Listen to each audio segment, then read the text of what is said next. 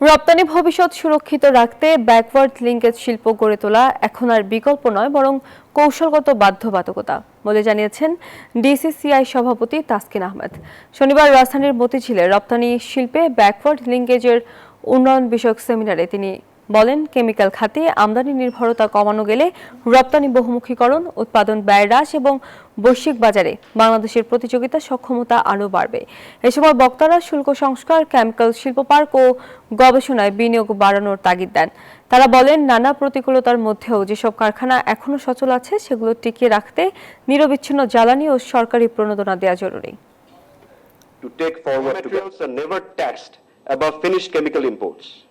Short term এবং long term এই সমাধান নিয়ে আমাদের মনে হয় দ্রুত এগুলো বাস্তবায়নে যাওয়া উচিত, কারণ এর সমাধান যদি আমরা না দিতে পারি তাহলে কিন্তু আমরা যে স্বপ্ন দেখি আমাদের ম্যানুফ্যাকচারিং ইন্ডাস্ট্রি নিয়ে এবং আমাদের যে প্রত্যাশা to build a stronger industrial Bangladesh, এই সুফল কিন্তু আমরা পাবো না। আরএমজি গার্মেন্টসের উপরে নির্ভরতা কমিয়ে অন্যান্য সেক্টরে, লাইট ইঞ্জিনিয়ারিং হতে পারে, ফার্মাসিউটিক্যাল, লেদার সেক্টরে আমাদেরকে নতুন মার্কেট, নতুন সেক্টর উদ্ভাবন করতে হবে, বের করে নিয়ে আসতে হবে। এর সাথেও আমরা ইম্পোর্ট ডিপেন্ডেন্সি কমিয়ে ইম্পোর্ট সাবস্টিটিউট হিসেবে লোকাল সেক্টর কি ডেভেলপ করতে পারি